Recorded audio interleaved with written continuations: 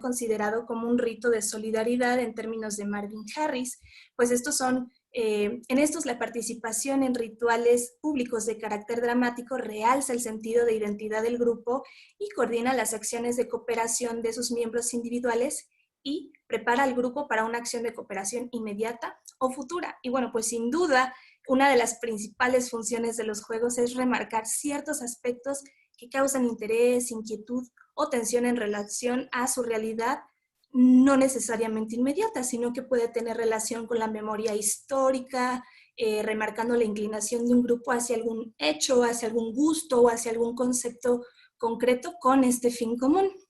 Un ejemplo de esto, pues, es la función ritual que mantiene la música al recordar la creación de Chicomezochitl, que es el maíz, y pues así, como diría Gonzalo Camacho, devolver los dones otorgados, ¿no? Por los dioses mediante la interpretación. La intención profunda de la música como estas representaciones sonoras de la divinidad, de lo que nace, de lo que se ofrenda y de lo que perece, pues permanece de una forma u otra inamovible, ¿no? Entonces, bueno, pues la música será el siguiente elemento del que hablemos. Aquí tenemos, me parece, un pequeño video. A ver si se escucha un poco. Creo que no sé. Bueno, no se escucha, pero tenemos a los músicos que son... No, está en estático. Ah, qué raro aquí. Parece que se reproduce. Bueno, no importa. Tenemos a los 3 músicos que forman el trío guapanguero, ¿de acuerdo? Hablaremos de estos. La música, pues, es obviamente inseparable del músico y, bueno, pues esta se coloca de manera imprescindible en todo este discurso de la emotividad. Los trabajos antropológicos no suelen meterse en estos asuntos de la emotividad, pero bueno, pues desde el ámbito de la danza trataremos de aventarnos a descubrir qué es esto de la emotividad, ¿no?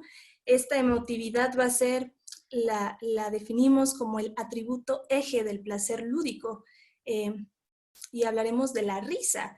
La risa que se genera en colectivo, pues es una muestra, en este caso, de la aceptación de la realidad presentada, aunque esta realidad sea totalmente ficticia.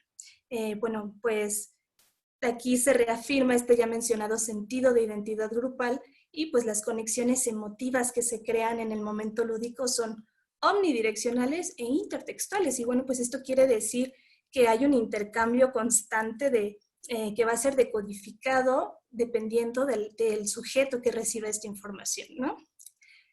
Jesús Camacho, músico y un informante, nos comparte que esta risa también puede ser ritual. Y sí, es como la necesidad de dejar escapar algo, ¿no? De permitirse transitar de un estadio a otro. Aquí, por ejemplo, recordando una de las funciones de la danza de huehues, que consiste en llevarse todos los males y todas las enfermedades de la comunidad, pues en este sentido la risa también es una reacción necesaria de desahogo y de expulsión de todos estos males que existen en el cuerpo, en la mente y en las emociones, ¿no? Bueno, a continuación, a ver si me permite que se escuche este video. Es un muy buen ejemplo de la importancia de la risa.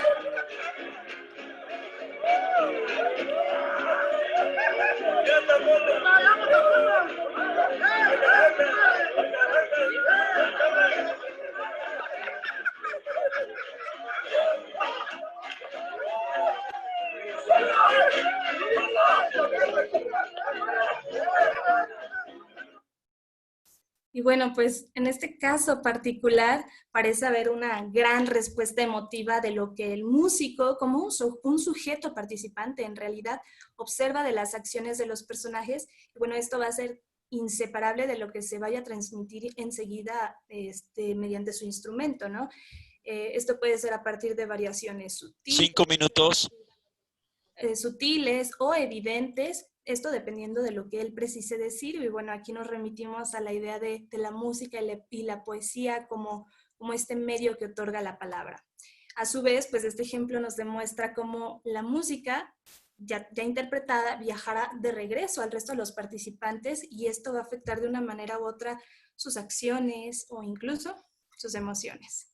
Y bueno, pues ya pasamos a la última diapositiva. A manera de conclusión, entendemos que así los hombres, danzantes, personajes con toda esta cultura y memoria histórica que tienen de por medio, como el público que accede a pedir estos juegos al umbral de su casa y el público también que se acerca a acompañar a ver estos juegos, y los músicos que, bueno, pues más que acompañantes son protagonistas de acuerdo a esta importancia que ya remarcábamos, pues van creando y alimentando toda esta emotividad común conforme actúan, ¿no? Y bueno, pues finalmente es tan importante la emotividad y el placer lúdico como la existencia de cada uno de estos agentes ya mencionados. Y bueno, terminamos con esta cita de Roger Bartra que dice: estamos aquí ante el hecho de que las emociones están estrechamente asociadas a símbolos y podemos asegurar que estas sensaciones desprovistas de símbolos serían completamente diferentes. Sería todo, muchas gracias y les dejo una lista de referencias por si les interesa el tema.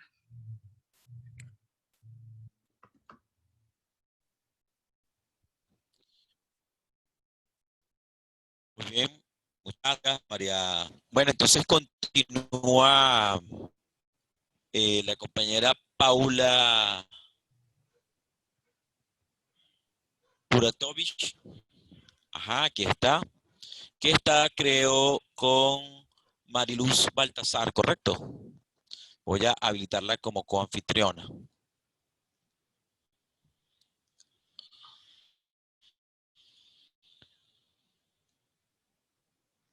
Ok, ya debes estar como coanfitriona.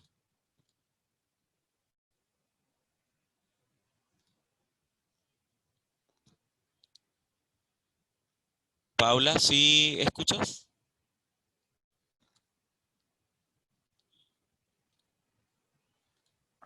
A ver, ¿ahí me escuchan? Ahora sí. Entonces ya Perfecto. tienes tus Ya 15 tengo minutos el... a partir de este momento. Bárbaro. Bueno, buenas tardes a todas y a todos. Mi nombre es Paula Buratovich, soy de Buenos Aires. En esta oportunidad voy a presentar un trabajo que se llama El lugar del otro en la identidad nacional, discursos históricos, diversidad étnica y escuela. Este trabajo es parte de mi tesis de maestría, es una tesis que está en proceso de elaboración, es perteneciente a la maestría en investigación en ciencias sociales de la Facultad de Ciencias Sociales de la Universidad de Buenos Aires. Bueno, la hipótesis de la tesis en general tiene que ver con pensar cómo ciertas nociones acerca de la identidad nacional y la figura del migrante externo presentes en discursos políticos y literarios de la Argentina de fines del siglo XIX y principios del siglo XX pueden rastrearse en representaciones sociales de docentes y directivos en la actualidad. El objetivo de esta ponencia, un poco más acotado, es presentar algunas categorías que se pueden encontrar en el imaginario de lo que hemos denominado élite política y cultural argentina en torno a la noción de identidad nacional y ver cómo algunas de estas nociones se encuentran presentes, resignificadas o reactualizadas en representaciones sociales de docentes y directivos en la actualidad. Entonces, la institución educativa actual, por un lado, y la élite política y cultural de la Argentina de fines del siglo XIX y principios del siglo XX son los universos de estudio de la tesis. Y las unidades de análisis son, por un lado, docentes y directivos, y por otro lado, los representantes de la élite. Construimos un corpus de textos que incluye textos de Ricardo Rojas, José María Ramos Mejía y José Ingenieros. En la tesis también trabajo con una novela que se llama En la sangre, del autor naturalista argentino Eugenio Cambaceres, pero bueno, en este trabajo no está incluido. La idea de incluir a estos tres exponentes es que, bueno, dos de ellos, Ramos Mejía y Ingenieros, son dos de los máximos exponentes del positivismo argentino, que fue una disciplina muy importante y central en lo que fue todo el proceso de construcción del aparato estatal en Argentina, tuvo mucha relevancia dentro de las instancias estatales, de poder, sanitarias, médicas, educativas. Eso por un lado, y por otro lado Rojas no pertenece al positivismo, pertenece a lo que se denominó Generación del 900, que fue bueno, un grupo intelectual que intentó rescatar el pasado hispánico por un lado e indígena por otro de la Argentina, pasado bastante ocultado por lo que fue el positivismo y a su vez por la generación del 37 y del 80. La idea es que yo considero que estos tres autores, por supuesto, no representan la voz unívoca del Estado, porque por un lado esta voz no existe, y además son simplemente representantes de ciertos modos de pensar que fueron hegemónicos en un momento tan importante para la Argentina como fue desde 1800 hasta los primeros años de 1900. Por otro lado, también hemos decidido elegir bueno, docentes y directivos de escuelas primarias y secundarias. Se analizaron sus representaciones sociales a través de una serie de técnicas metodológicas, por un lado los grupos focales y por otro las entrevistas en profundidad. Todo el material, tanto los discursos de los autores como las entrevistas y los grupos focales, se analizaron según los criterios metodológicos de la teoría fundamentada. Bueno, yendo a una parte un poco más teórica, la noción de representaciones sociales es central en el trabajo, porque principalmente, más allá de rastrear las nociones de estos autores en los discursos docentes actuales, la intención principal es poder reconstruir las representaciones sociales de docentes y directivos. Entonces, bueno, entendemos a las representaciones sociales como sistemas de conocimiento duradero, social e interindividualmente construidos, orientadas por un sentido práctico, o sea, resultan guías para la acción, no implican una reproducción pasiva de la realidad, sino que implican construcción, implican un acto performativo. Aquí hay una frase de Moscovici que dice, bueno, las representaciones sociales son entidades casi tangibles que circulan, se cruzan y se cristalizan sin cesar en nuestro universo cotidiano a través de una palabra, un gesto, un encuentro. La mayor parte de las relaciones estrechas, de los objetos producidos o consumidos, de las comunicaciones intercambiadas, están impregnadas de ellas. Sabemos que corresponden, por una parte, a la sustancia simbólica que entra en su elaboración, y por otra, a la práctica que produce dicha sustancia. Nuestro interés de centrarnos en la escuela para analizar representaciones sociales es que la concebimos como una de las instituciones a través de las cuales el Estado administra la diversidad cultural, étnica y nacional. Por supuesto, esta es una de las aristas en las que la escuela puede ser pensada, tiene muchas otras funciones.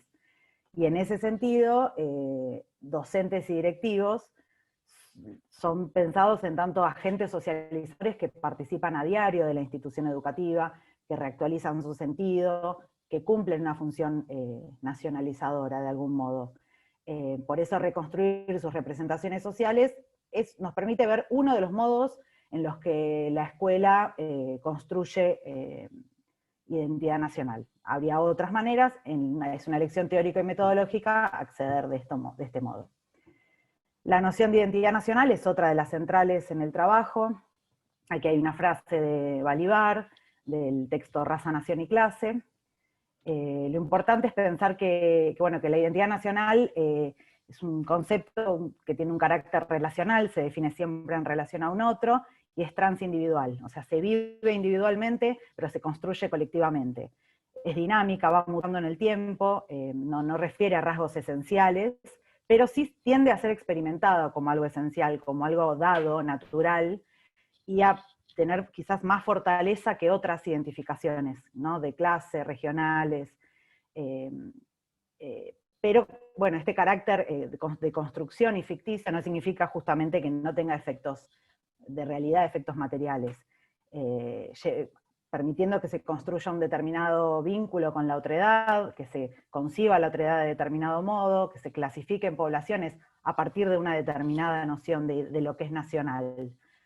De ahí el interés de analizarla, ¿no? Bueno, algunos interrogantes que guiaron el análisis del material que vamos a ver es cuáles son las características específicas que se atribuyen a la identidad nacional, a quiénes abarca, qué grado de diversidad admite o tolera, cómo se tramita en la definición de lo nacional la diversidad y la heterogeneidad. Bueno, acá ya empieza lo que sería el armado de categorías que hicimos a través de de aplicar el análisis metodológico al material.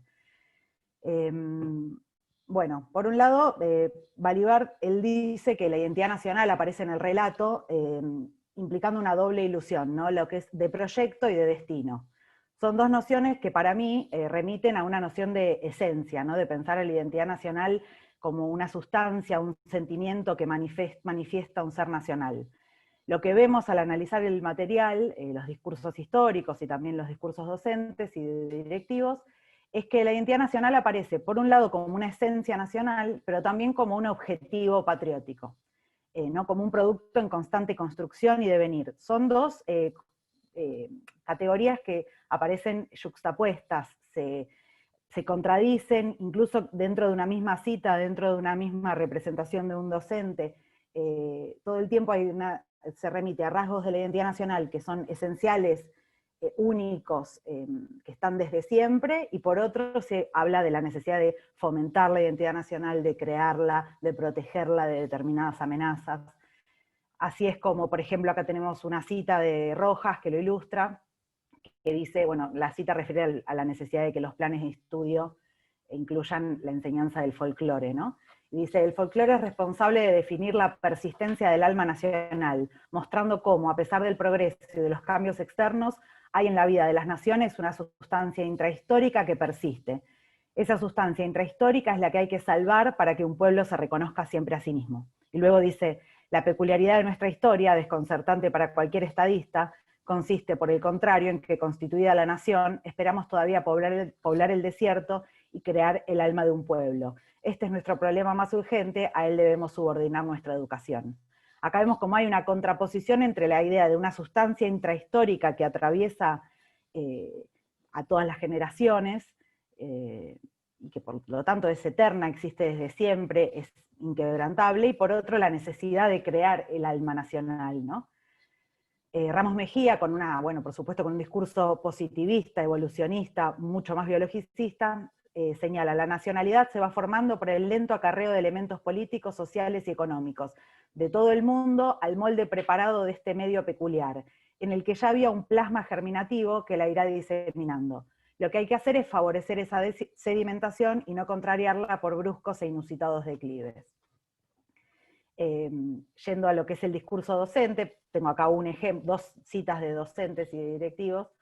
Una dice, yo creo que hay que hacer una revisión interna de cada uno y revalorizar lo nuestro, nuestra tierra, nuestras costumbres, salir a buscar nuestras raíces y enarbolarlas y sentirnos orgullosos de lo que somos, ¿no? Hay una idea de que, orgullosos de lo que somos, una identidad vivida en términos de sustancia, de esencia, pero a la vez la necesidad de defenderla, ¿no? Ante las amenazas. Y por el contrario, otra cita donde demuestra el carácter de construcción de la identidad nacional, ¿no? Dice, es tan vasto este territorio que la verdad que conformar una identidad nacional es complejo. En un momento, cuando hubo necesidad por esta conformación del Estado Nacional, había muchos rituales de argentinidad. Lo escolar, el izamiento de la bandera de ceremonia, los festejos patrios. Hoy está más complicado ese tema, ¿no? Yo creo que nos tendríamos que sentar a pensar cómo construir esta identidad nacional en un mundo globalizado y transnacional. En esta cita se percibe el carácter de construcción de la identidad, de que tuvo una utilidad esa construcción, permitió unir, amalgamar una población muy diversa, pero que hoy está en constante mutación. Bueno, esta idea de la esencia y el objetivo atraviesa todo el análisis. Y en todo 5 minutos. Perfecto. Pero hay otra categoría que aparece como central, para mí también en todo el análisis, que yo la nombro como vocación homogeneizante, ¿no?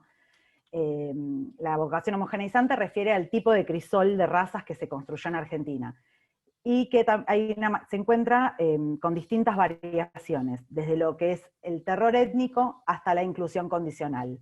El terror étnico tiene que ver, es un término de Rita Segato, tiene que ver con una identidad nacional pensada de manera excluyente, que invisibiliza y niega lo diverso.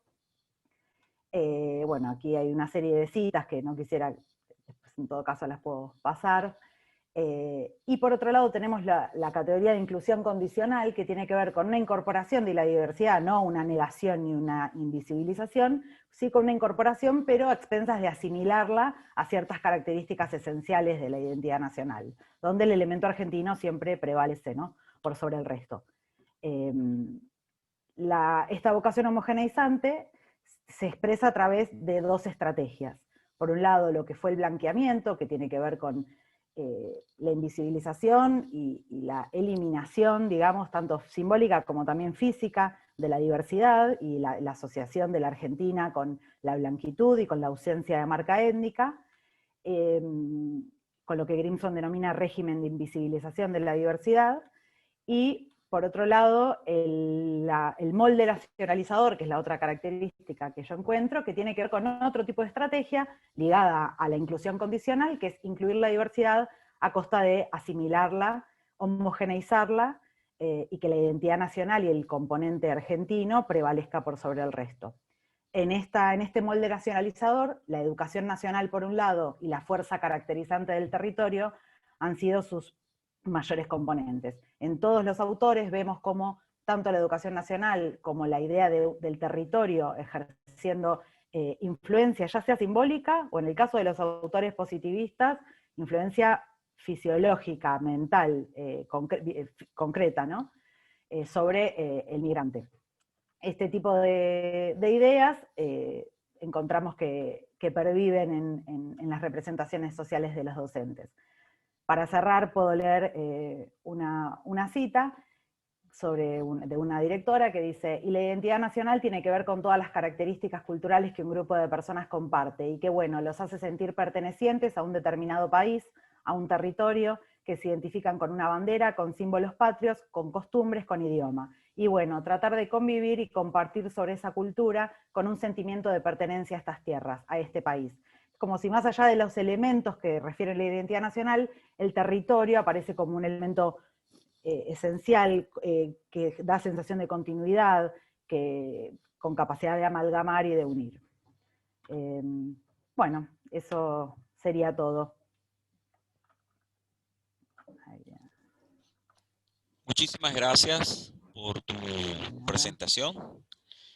Vamos a continuar con Mariluz Baltasar. ¿Se encuentra en sala?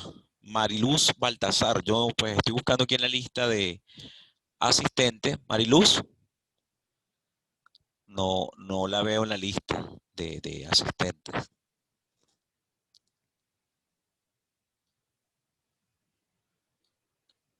Ok.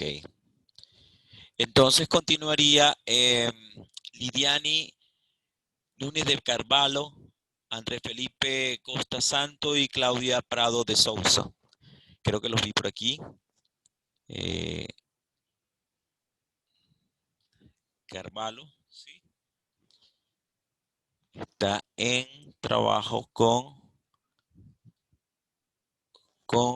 la doctora Claudia Prado de Sousa. Claudia Prado, debe estar por acá. Oi, eu vou apresentar o trabalho. O trabalho foi feito... A ver,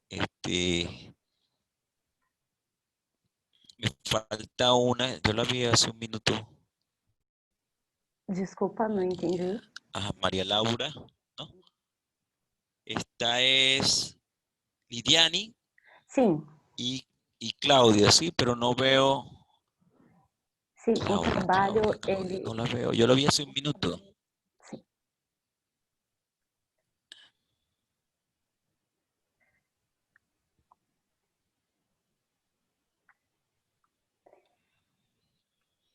¿Estás tú sola, Lidiani? Porque no veo a la doctora Claudia.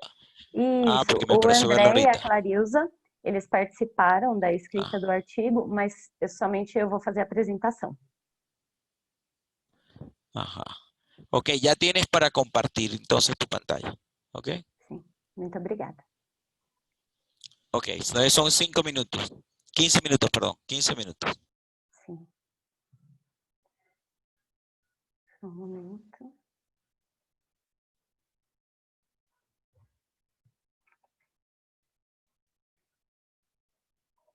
Todos veem o slide? Sim? Bom, então boa tarde a todas e a todos. Meu nome é Lidiane. Aún no carga, todavía no se comparte. Ya. É possível ver a tela? Sim? Sí, ya se ve. Ahora se ve la presentación. Ah, sim. Boa tarde a todos e a todas. O meu nome é Lidiane Nunes de Carvalho e eu vou apresentar o artigo que foi escrito em parceria com André Felipe dos Santos, sob a orientação da professora doutora Clarisa Prado de Souza. O trabalho está intitulado Pesquisas Correlatas na área da representação social sobre professores da Escola Pública de Massas. Bom, o Brasil vive hoje uma conjuntura política e econômica que é bastante delicada. Há pelo menos 20 anos, nós estamos vivendo uma política de desestatização dos serviços essenciais que no ano de 2016 culminou com a PEC, que é uma emenda constitucional de número 95, que alterou a nossa Constituição Federal e congelou por 20 anos os investimentos do governo federal em educação e saúde. Embora essa política de desestatização ela não tenha tido início sob a égide do atual governo, foi em 2016 que esse tema ganhou um destaque muito grande nos pronunciamentos dos dirigentes e dos candidatos a dirigentes do nosso país. De forma que o discurso que ronda o Brasil hoje tenta relacionar tudo o que é privado a coisas boas e funcionais, ao mesmo passo que relaciona tudo o que é ruim e ineficaz aos serviços que são oferecidos pelo Estado. De maneira que muitas vezes nós somos induzidos a pensar que o termo escola pública, por si só, ele já está agregado ao ensino massificado, o que não é verdade. Por exemplo, quando pensamos no ensino superior. Aqui nós trazemos duas fotos, a imagem à esquerda é de uma sala do curso de engenharia em uma faculdade privada do país. E a imagem que aparece à direita é uma faculdade também de engenharia e arquitetura, mas da Universidade de São Paulo, que é uma instituição pública. Essas imagens, elas contam um pouco do que nós vivemos no Brasil hoje. Se por um lado nós temos as universidades públicas que respondem pela maior parte da produção científica que é produzida no país, a gente tem também um incentivo muito grande do governo na abertura de faculdades que visam o lucro e não parecem se importar com a estrutura massificada e o ensino massificante que apresentam aos estudantes. Interessante pensar também que os estudantes que estão hoje nas universidades privadas do país, eles são majoritariamente provenientes das classes menos abastadas. Bom, aqui nós temos duas escolas de educação básica que ficam na mesma cidade, uma escola é pública, a outra é privada. Nas escolas de educação básica, a gente não vê que destoa tanto assim as realidades, elas não parecem ser tão distantes. Salvo raras exceções, porque nós temos no estado de São Paulo, por exemplo, escolas que cobram na mensalidade o equivalente a 10 salários mínimos, e que aí sim é uma realidade bastante diferente da realidade massificada. A maior parte das escolas privadas, tanto de educação infantil quanto de educação básica no Brasil, conservam uma estrutura massificada, ou seja, são salas de aulas com um grande número de estudantes por agrupamento. Os prédios escolares não são espaços que privilegiam a permanência dos alunos e dos professores após o período de aulas, para que eles possam se dedicar a outras atividades que não aquelas realizadas na classe. Não há lugares reservados para que os professores possam realizar pesquisas, estudo, planejamento de aula, isso tanto na rede pública quanto na rede particular. Além disso, é raro encontrar professor no Brasil que não tenha que passar por mais de uma escola ao longo da semana para conseguir se sustentar, o que dificulta bastante o planejamento e acaba reduzindo o trabalho do professor a um mero aplicador de apostila. Dessa forma, os termos escola pública ou escola de massas não seriam suficientes para situar a escola que a gente deseja pesquisar. Daí a nossa opção teórica pelo termo escola pública de massas.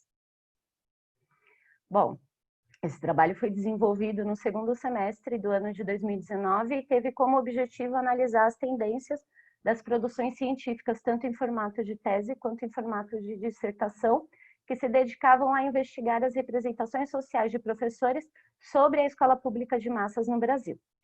Nós entendemos que esses estudos eles são importantes na medida em que eles desvelam não só os apontamentos realizados pelos pesquisadores, mas também os limites investigativos desenvolvidos no meio acadêmico sobre essa temática. E permite dessa forma que o pesquisador possa colocar luz nos elementos subjetivos que compõem essa escola pública que é o nosso objeto de interesse.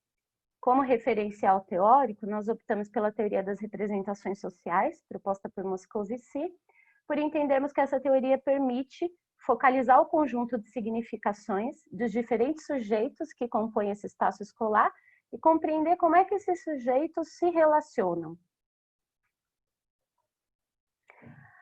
Bom, então, para a coleta de dados, nós utilizamos uma plataforma chamada Biblioteca Digital Brasileira de Dissertações e Teses. Esse é um portal único que integra todo o sistema de informação de tese e dissertação que existe no nosso país e disponibiliza um catálogo nacional. Nós selecionamos 50 trabalhos, sendo 23 dissertações e 27 teses, que foram realizadas no período de 2003 a 2018. Os dados foram processados pelo software Iramutec. Bom, aí, após a análise dos dados, nós organizamos esse dendrograma. Na classe 4, denominada por nós de aspectos metodológicos, nós encontramos os aspectos metodológicos. E fica evidente que os principais instrumentos para a coleta de dados dos pesquisadores foram os questionários, as entrevistas e a técnica de livre associação de palavras, que é uma técnica bastante utilizada pela chamada escola estrutural, liderada ali por Abric, e que enfatiza a dimensão cognitivo-estrutural na construção dos seus métodos de pesquisa. Já na classe 3, é interessante destacar o papel da licenciatura em pedagogia, que ora aparece como locus de estudo e ora aparece como objeto científico. Quando a gente percebe que a pedagogia é o locus de estudo, fica bastante evidente a preocupação dos pesquisadores em compreender o que pensam os futuros professores, e mais especificamente os professores que vão atuar nos primeiros anos do ensino básico. E nos momentos em que a licenciatura em pedagogia ela é o objeto científico, a gente percebe que os pesquisadores se dedicam a analisar o currículo do curso de pedagogia, pensando em recolher dados para fazer com que esse currículo atenda realmente às necessidades dos futuros professores. É interessante perceber que, ao mesmo tempo que se evidencia o interesse dos pesquisadores no curso de pedagogia, a gente tem um esvaziamento no que se refere às demais licenciaturas. E isso pode estar relacionado ao fato de que o cargo de especialista no Brasil é muito novo. Ele foi criado em 1968. Bom, a classe 1 merece destaque o papel ocupado pela escola pública. A escola pública aparece como um espaço, sim, de estudo das representações sociais, e isso provavelmente se deve ao fato de 73,5% das pessoas em idade escolar no Brasil estarem matriculadas na rede pública de ensino. Então, a compreensão das representações sociais desses diferentes sujeitos que dão vida à escola é provavelmente uma estratégia para que se possa oferecer para os docentes formações que sejam realmente condizentes com a sua necessidade, além de pensar na construção de um currículo que seja capaz de contemplar tanto os desejos e os anseios dos professores, como de todos os que compõem a comunidade escolar. Na classe 2, fica evidente a relação dos trabalhos selecionados entre identidade profissional e prática docente, sendo possível verificar que as pesquisas se dedicam ao conhecimento das trajetórias as trajetórias e vivências desses docentes, provavelmente norteados pela hipótese de que a construção da identidade profissional engloba outros fatores que não somente a formação nas instituições regulares de ensino.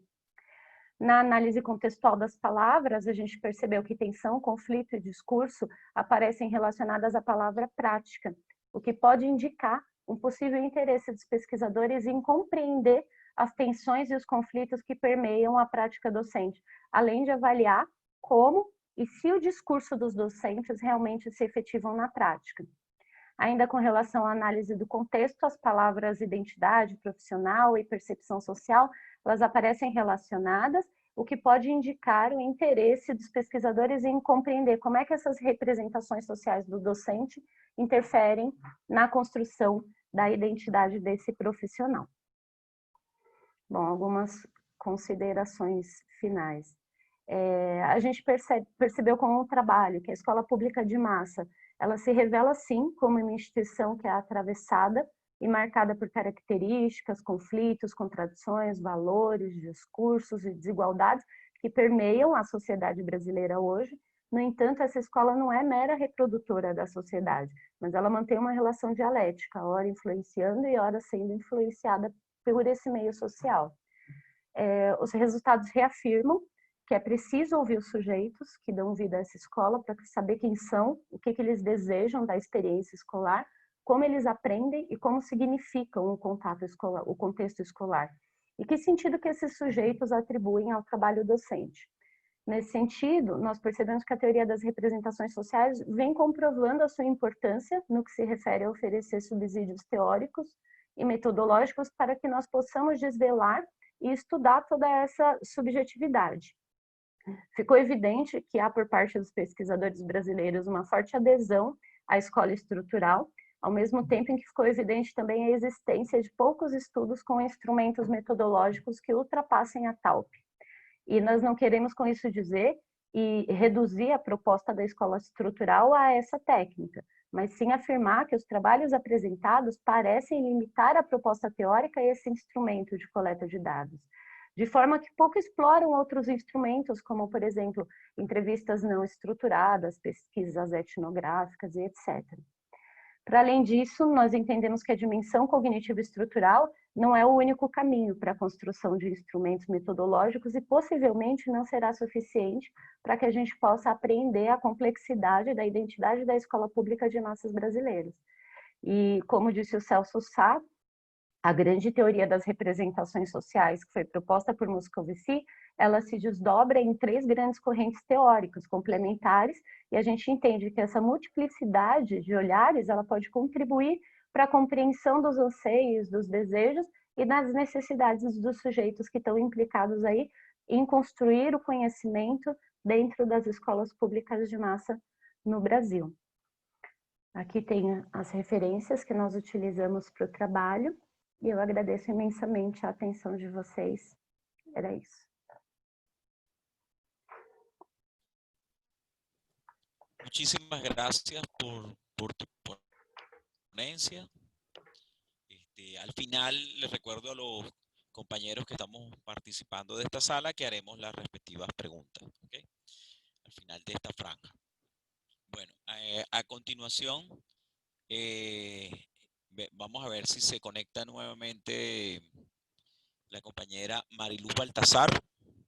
No, aún no la veo en lista. A Mariluz Baltasar no la veo aquí aún.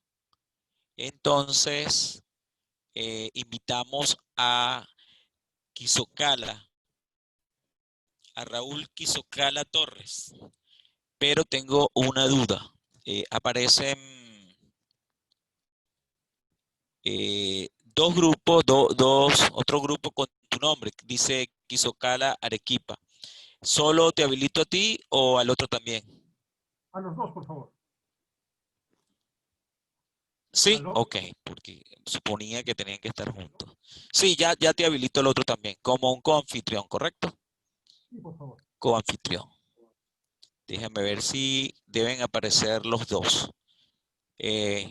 Bueno, entonces, como hemos dicho, tienes 15 minutos a partir de este momento, ¿ok? Bien, muchísimas gracias. Un saludo desde Arequipa, desde Perú, Arequipa, a Colombia y a toda Latinoamérica y al mundo, ya que es un evento internacional. Permítanme presentar mi pantalla, por favor. Les agradezco bastante. Compartir pantalla, vamos a ver.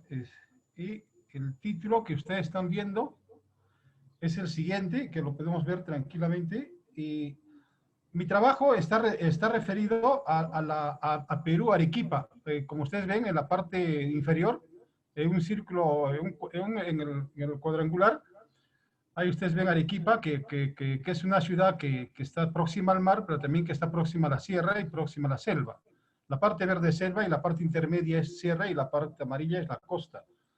Y Arequipa tiene esa situación. Es harto interesante. Una de las formas muy Raúl, importantes. disculpa, no, Raúl, Dígame, dígame. Raúl, disculpa, no, Sí. lo que estamos viendo es la pantalla de tu computador, no estamos viendo la presentación. A ver, a ver. Estamos viendo solo la pantalla del computador, no estamos viendo, ahora sí, ahora sí, ahora sí. Ok. Entonces yo avanzo entonces. Muy bien, entonces hay una pregunta que siempre se hacen los arequipeños cada vez que, mejor dicho, cada vez que un peruano le pregunta a un arequipeño, ¿usted es peruano? Y él inmediatamente dice que no, yo no soy peruano, yo soy arequipeño. Entonces, esta situación implicaría un poco digámoslo, de desidia, ¿no? O digámoslo, de una identidad muy arraigada respecto al total nacional, ¿no? ¿Por qué? Porque dice que es arequipeño, pero también marca distancia sobre lo peruano. Una fecha muy interesante para esta ponencia es el año de 1540. 1540 va a ser el punto de la partida de nacimiento para Arequipa. Arequipa, desde esa fecha, va a empezar a ser la fecha de nacimiento y va a ser digámoslo, la frontera va a ser el comienzo, en realidad, de la vida en Arequipa. Esta situación es harto problemática porque esa fecha supone de que los españoles llegan a Arequipa y supone también de que no había indios en esas tierras. Entonces, a partir de esa fecha, se empieza a establecer una especie de invisibilización de todas las poblaciones aborígenes que se encontraban en esos espacios. Como ustedes están viendo, como ustedes lo pueden ver, ahí ustedes ven que está la fundación. Ahí ustedes ven una especie de sticker, una especie de, digámoslo, de propaganda, pero esas propagandas que ustedes ven son totalmente contemporáneas, no son propagandas, digámoslo, a destiempo, ¿no? Sino que son totalmente actuales. Al ser actuales, entonces se está rememorando, sin querer queriendo, una fecha que encarna la Fundación Española de Arequipa. Esa es la cuestión fundamental. Lo otro es de que hace cerca de casi una centuria, lo que se hacía era escenificar la fundación de Arequipa por los españoles. Entonces, esa era la cuestión fundamental de esto. Seguimos avanzando en esta cuestión y vamos a ver de que siempre en los periódicos va a haber una preocupación constante por saber de dónde se fundó realmente Arequipa. ¿Ya? Pero aquí la cuestión es harto contradictoria porque nosotros estamos en una república. Nosotros estamos en una república y que esta república, ya estamos en una época, una sociedad altamente, digámoslo, democrática, pero lo que estamos ansiando, nosotros lo que estamos añorando es una época totalmente colonial.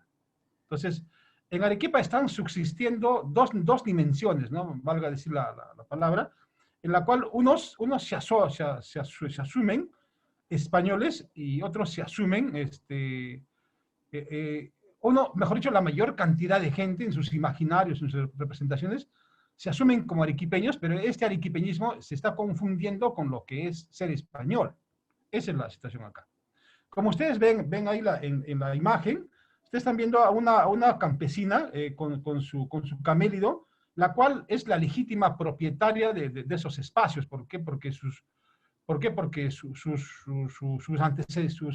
ancestros ocuparon Arequipa, pero estos fueron expulsados al momento de fundar la ciudad.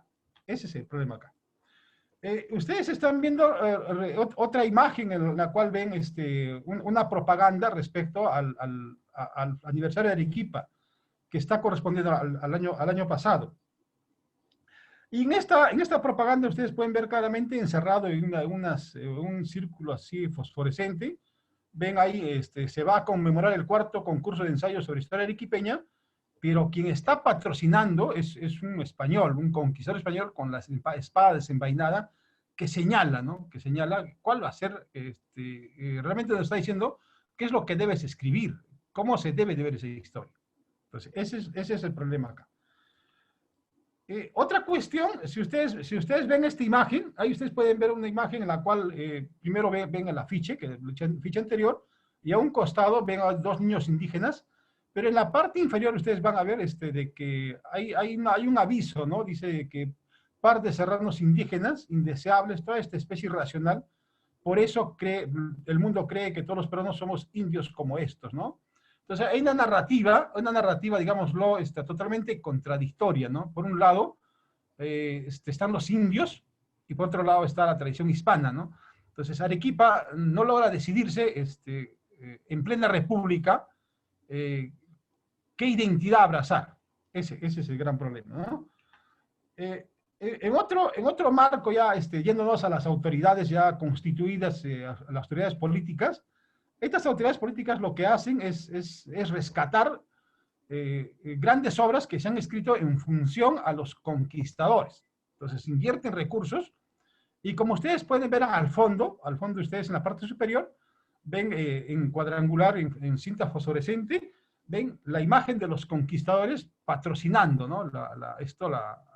Como quien dice, la fiesta, ¿no? Entonces la fiesta se ve patrocinada. ¿Y por qué? Porque hay que rescatar a nuestros ancestros. Pero estos ancestros son totalmente hispanos, ¿no? Y lo que implica un cierto desprecio por todo lo que es indígena en Arequipa. Otra situación, PROM Perú inició una campaña de rescatar el Perú. Y para eso construyó lo que ustedes están viendo, un conjunto de pasñas o de señoritas. Pero estas señoritas son todas gringas que se han disfrazado de andinas y que posan con esos trajes, ¿no? Entonces, ser peruano es orgullo cuando se es blanco, casi gringo, ¿no? Pero se es asqueante, es decir, suena a basura cuando se es totalmente andino, ¿no? Es la cuestión acá. Van a disculpar los términos de las palabras que ustedes pueden leer ahí, que son muy soeces, pero es que de esa manera se dirigía una ingeniera a una trabajadora, y las palabras son muy fuertes, ¿no?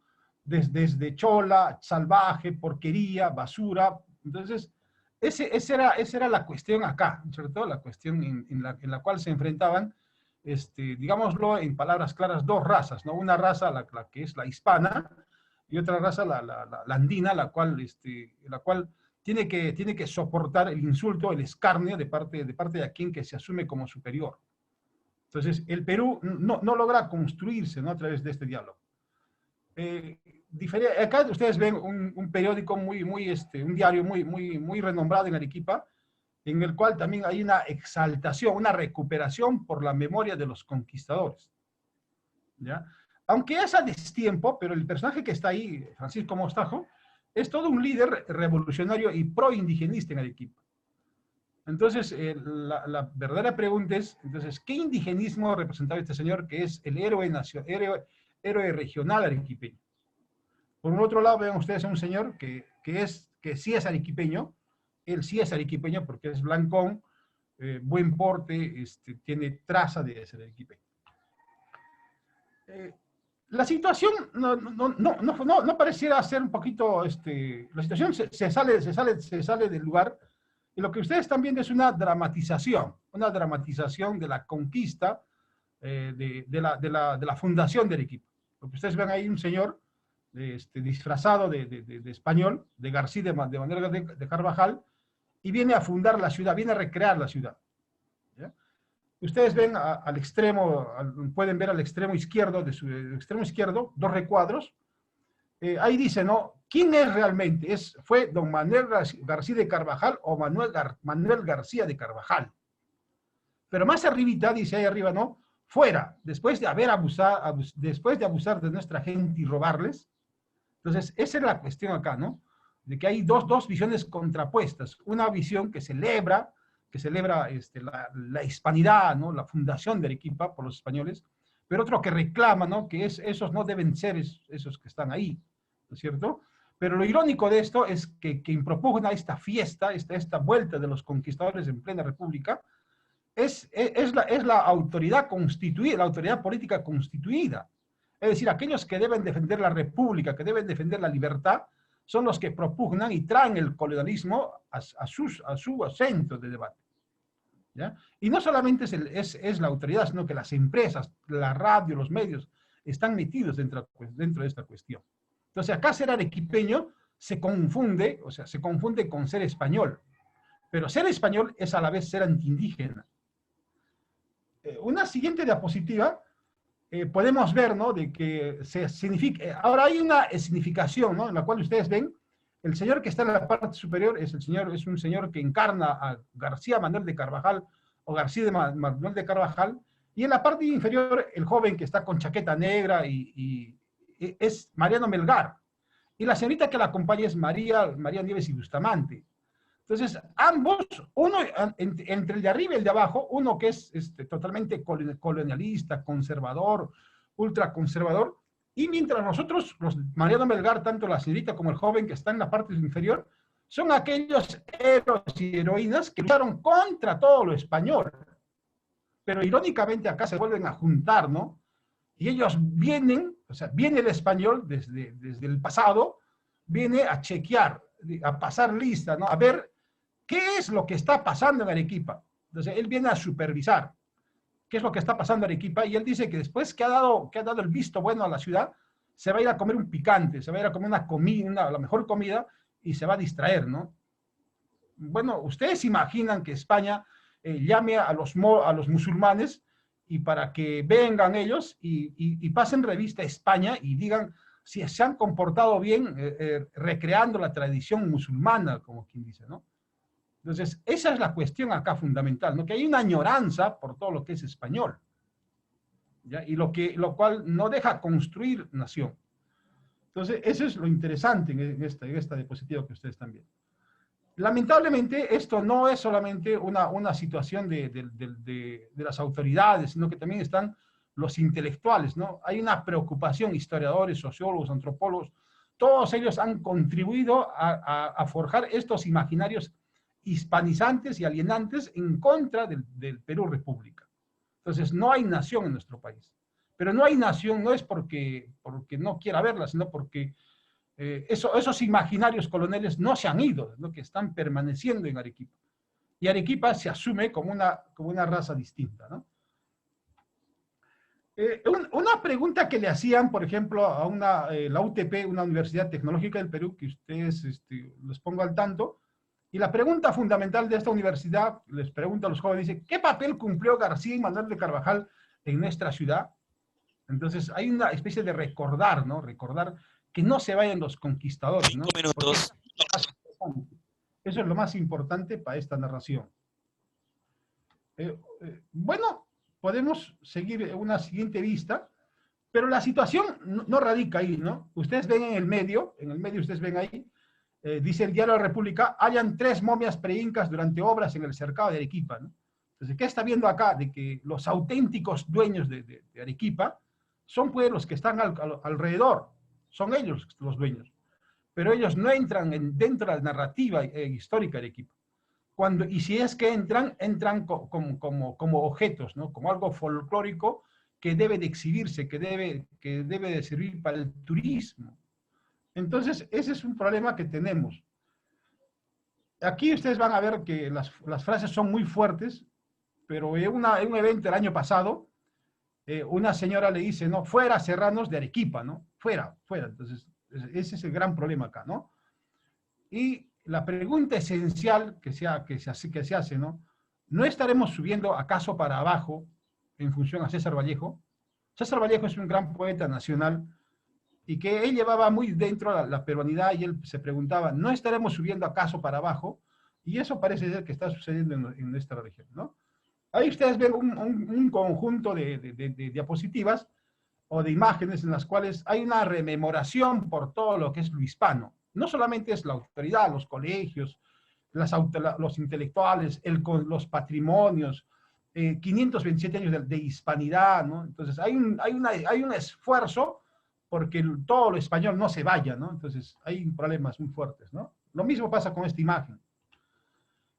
Ahí ustedes ven otra vez, ¿no? De que en los colegios también se empieza a rememorar, hay una predisposición por investigar cuándo fue la fundación de Arequipa, qué día fue, a qué hora fue, en qué momento fue, mientras que lo andino, que es más de 10.000 años de historia frente a los 500 de la invasión española, entonces eso se deja al lado, ¿no? Entonces aquí ese es el problema acá. Bueno, muchísimas gracias. He tenido que hacer lo más escueto posible y poder hacerme entender con ustedes. Muy agradecido. ¿Aló? Muy bien, muchísimas gracias a Raúl. Muchas gracias, Raúl, por tu participación. Bien, entonces vamos a invitar ahora a presentar su ponencia a María Laura Núñez.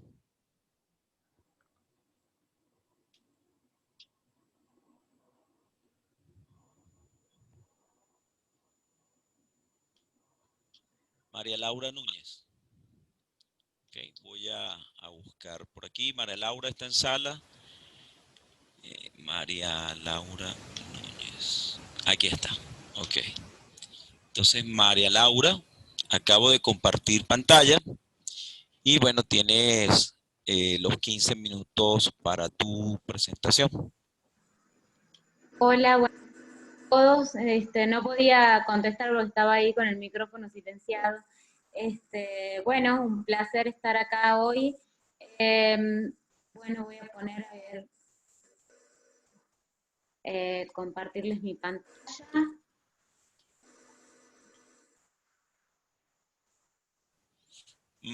María Laura, acerca tu micrófono porque el audio es muy bajo, por favor. Lo tengo puesto al auricular, ¿ahí me escuchan mejor? Lo más fuerte que estoy pudiendo poner.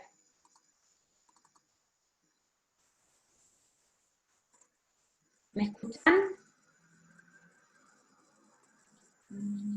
Apague el video para mejorar la calidad del audio. A ver. Tu video, apágalo y eso mejora la calidad del audio. ¿Está mejor? Ok, muy bien. Bien.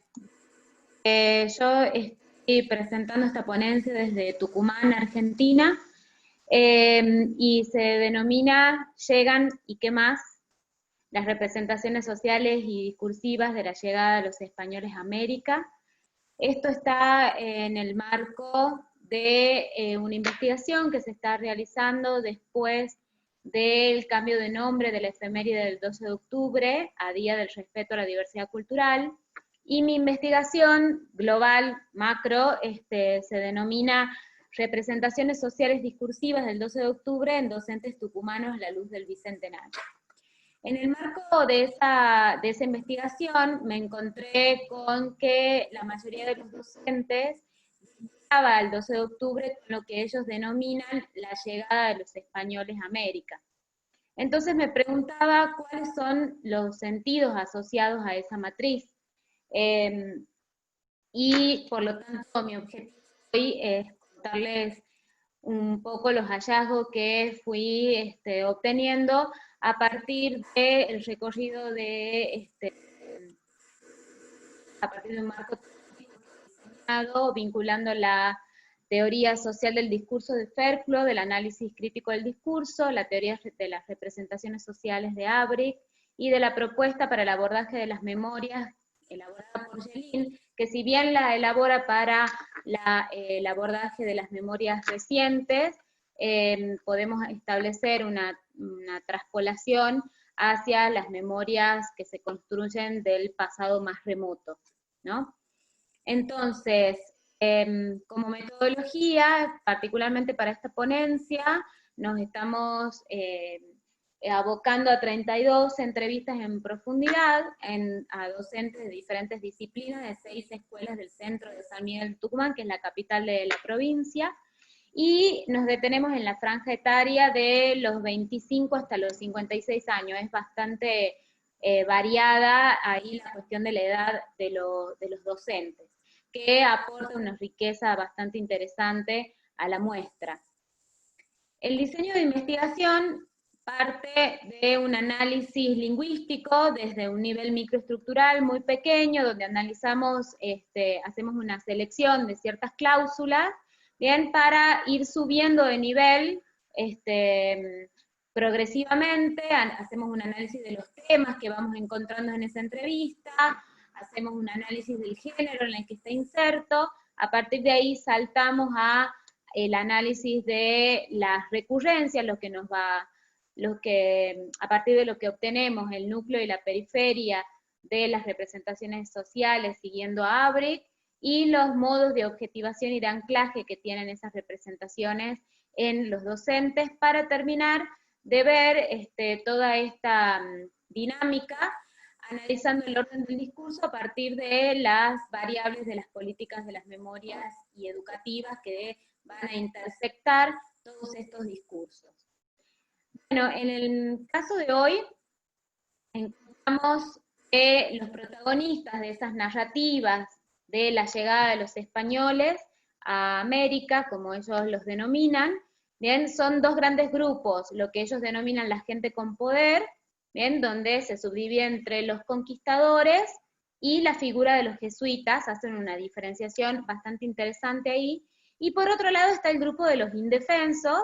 Bien, estas categorías son categorías emergentes que van saliendo de los mismos discursos de los docentes, y entre los cuales se han podido distinguir los pueblos originarios junto con los negros y las mujeres. Ahí tienen el nivel de recurrencia que van saliendo en las entrevistas, y está representado con el gráfico de torta. Bien, en más recurrentes aparecen el estatus ontológico de los indígenas. Esos se acuerdan, digamos, en el marco de la llegada de los españoles, ellos todo el tiempo están pensando que, bueno, que los indígenas estaban discutidos en su estatus ontológico. Luego también se ponen en la memoria los modelos de la conquista, y ahí hacen una diferenciación entre el modelo de conquista portugués, el modelo de conquista inglés y el modelo de conquista español, donde por lo general van a valorizar el modelo de conquista español por sobre los otros, ¿no?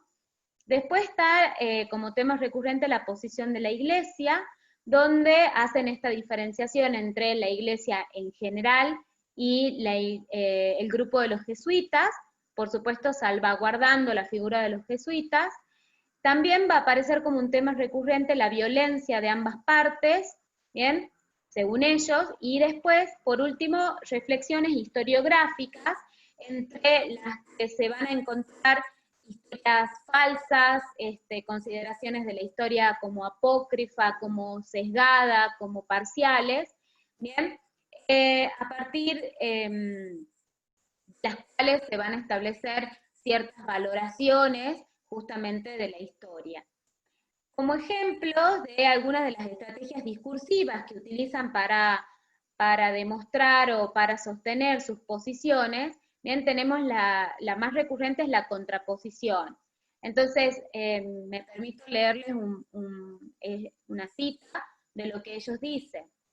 Entonces ellos dicen, en realidad no triunfan por la superioridad técnica, solamente que sí es una razón, pero no la única, y otra por los tipos, se dan cuenta que querían imponer una religión, imponer la lengua, dominar, invadir, que tenían una visión expansionista e imperialista, pero se han dado cuenta en un tiempo, no iban a poder hacer eso si no conocían la lengua.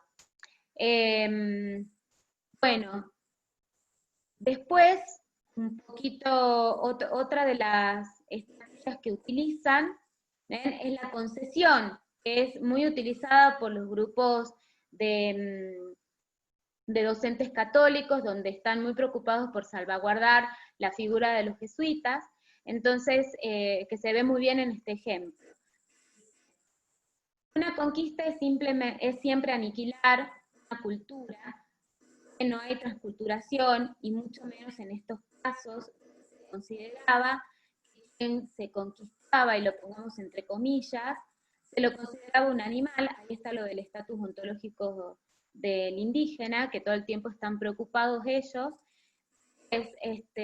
Bueno, se lo consideraba un animal porque no tenía ni siquiera alma, visto desde la Iglesia Católica desde ese momento, que dentro de todas las críticas que se le hacen a Alejandro VI, es una de las, de alguna manera, yo lo he copiado tal cual, por eso están estas expresiones así, que van a darle un empuje mayor a los jesuitas para que trabajen con toda la educación a esta gente, aunque sea para transformarlas en católicos. ¿Bien? Estas son las dos estrategias más recurrentes, donde en la contraposición van a ir mostrando la historia anterior, que era la historia esta de la alabanza a Colón, de la alabanza a España, para contraponerla justamente con las versiones actuales, donde muestran la violencia y las categorizaciones de genocidio, invasión, entre otras, y esta estrategia de la concesión, donde van a buscar salvaguardar la figura de los jesuitas, entre otras cuestiones, o también mostrar que la invasión española, si bien ha sido mala, no ha sido tan mala como la inglesa o como la portuguesa en términos de estos docentes, ¿no? Después hice un relevamiento sobre los diferentes posicionamientos que tienen con respecto a los hechos ocurridos en 1492. Encontramos en realidad cuatro tipos de posicionamientos. El primero es la posición conciliadora, el segundo la justificadora, peyorativa, y tenemos algunas valorativas. En primer lugar, ¿a qué me refiero con posición conciliadora? 5 minutos. Perfecto. Entonces avanzo, les dejo ahí para que quede ahí para ir cerrando. Encuentro como recurrencias fuertes es que en el centro se va a encontrar la comprensión de los hechos de 1492 como genocidio, y en ese sentido como historia verdadera. Elementos periféricos encontramos la historia como falsa, tenemos otras reflexiones historiográficas, los modelos de conquista, la posición de la Iglesia y la discusión ontológica. Finalmente, nos encontramos con que hay límites para lo pensable, ¿sí? Y en ese sentido encontramos que los condicionantes de ese pensamiento tienen que ver con las filiaciones afectivas, las filiaciones religiosas, y una de las filiaciones más fuertes es la cuestión de la lengua, que les va a impedir posicionarse absolutamente en contra de la invasión española, ¿bien? Y buscar todo el tiempo salvaguardar estos elementos como viene nombrado, que son la religión, la lengua y las filiaciones afectivas de sus ancestros. Bueno, acá he tenido que hacer un cierre abrupto. Muchas gracias.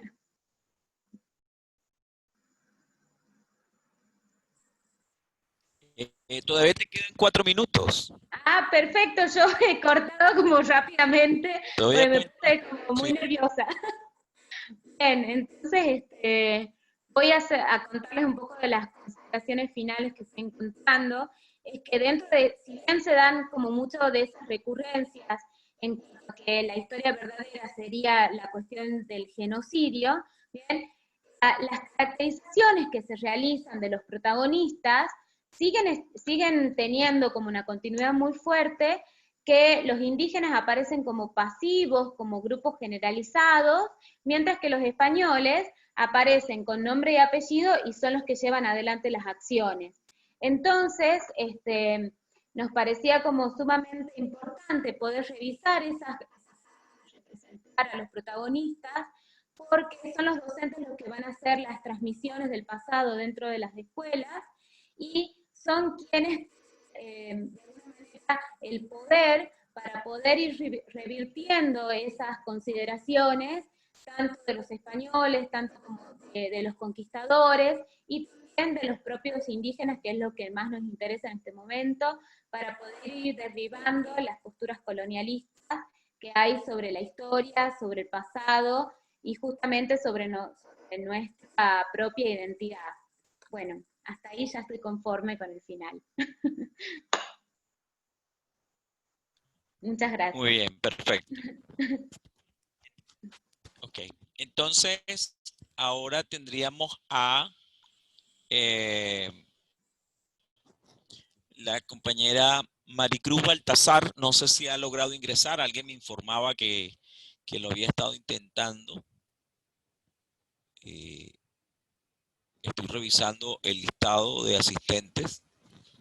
No, aún no la veo.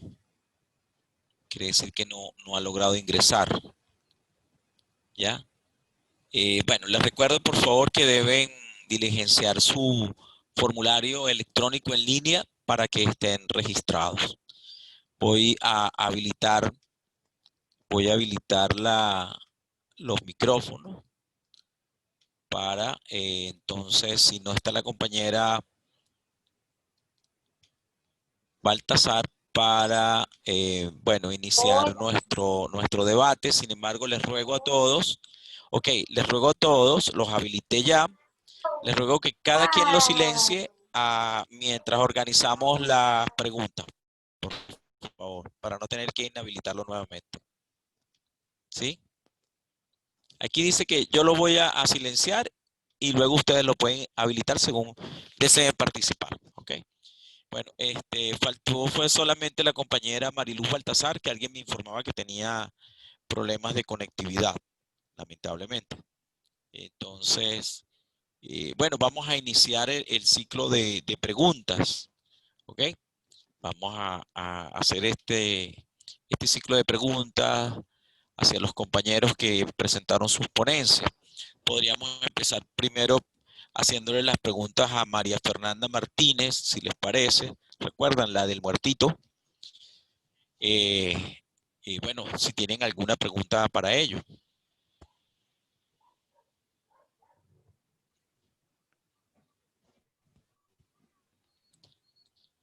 María Fernanda, ¿me escuchas? ¿Puedes habilitar tu micrófono o no puedes?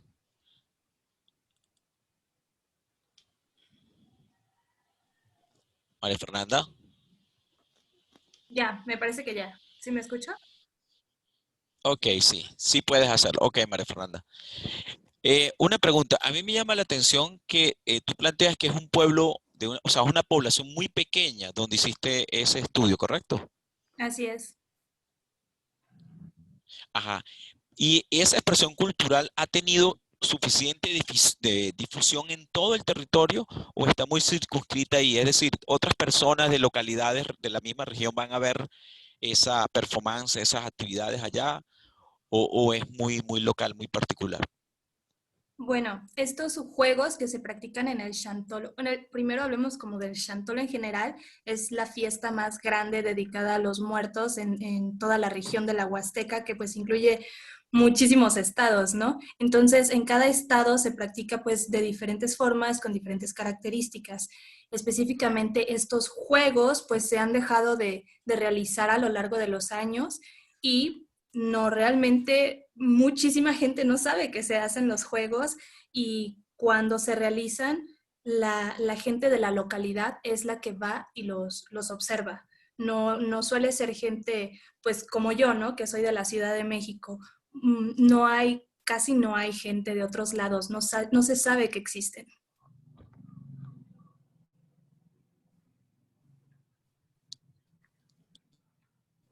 Ah, muy bien, sí. Porque me llama la atención eso como una práctica cultural. Ok. Bueno, ¿alguien tiene alguna pregunta para María Fernanda Martínez?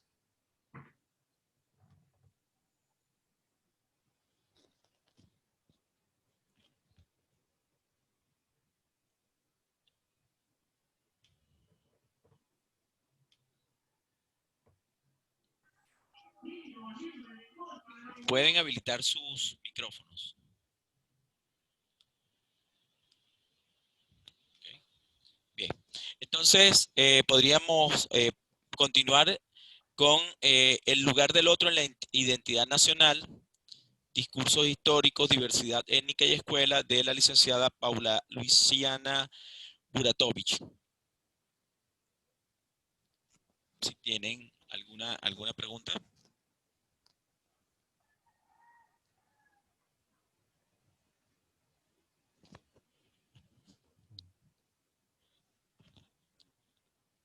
Alguien pregunta si esta es la sala 2. Sí, correcto, esta es la sala 2.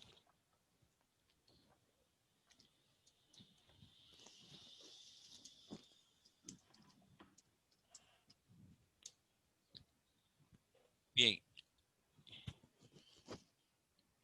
¿Alguna pregunta entonces para la ponente? Ahí Lidiani levanta la mano. Ajá. Puedes activar el micrófono, está abierto. Pueden hacer la pregunta directamente.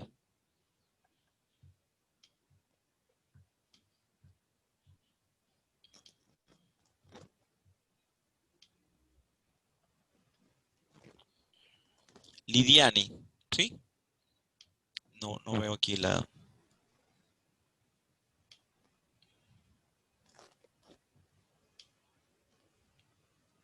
Daí, agora eu acho que vem. Ah, sim. Agora eu consegui. Ok. Na verdade, eu queria fazer um comentário e conversar um pouquinho com a Paula e com o apresentador Kizokala, não sei se pronunciei certo o seu nome, se não, me desculpa. Mas tanto você... Raúl. Oi? Desculpa. Tanto você... No, el nombre de él es Raúl, y Socala es el apellido. Ah, ¿no? sim, Raul. Desculpa, Raul. Gracias.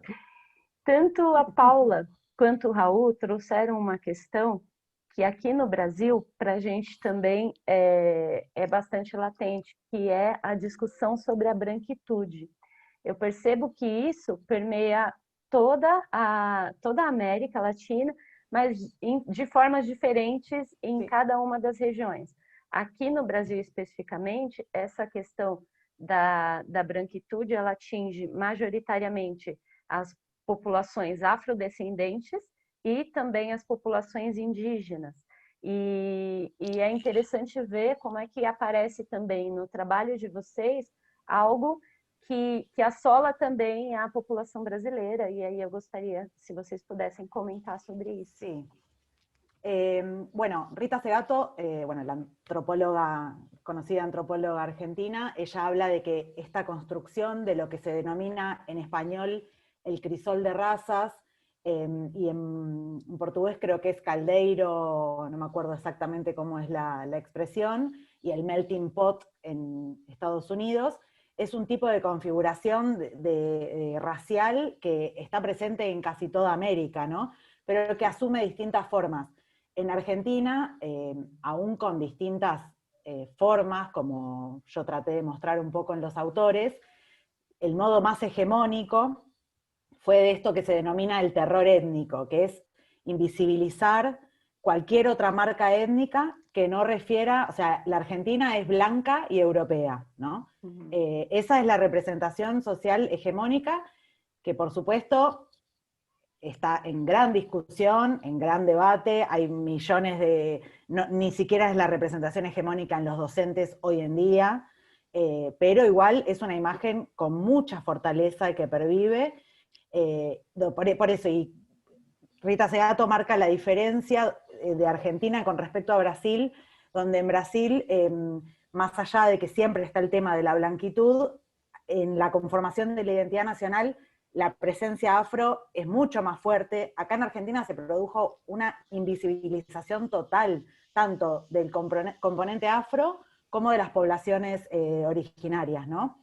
Fue mucho más fuerte la conformación de la blanquitud acá en Argentina, siempre guiada por lo que fue la fractura interior, las provincias versus capital, ¿no? La capital, el puerto, los migrantes, versus el resto del país. En Estados Unidos, por ejemplo, está lo que se llama el melting pot norteamericano, que plantea como que la identidad nacional es un mosaico conformado por distintas nacionalidades, ¿no? La italianidad, el componente afro, el asiático, donde supuestamente convivirían sin conflicto, que bueno, sabemos que no es así, pero son distintas formas o sea, hay un componente común, que es la blanquitud planteada como hegemónica, pero que asume distintas formas según el país, me parece a mí, ¿no? Gracias.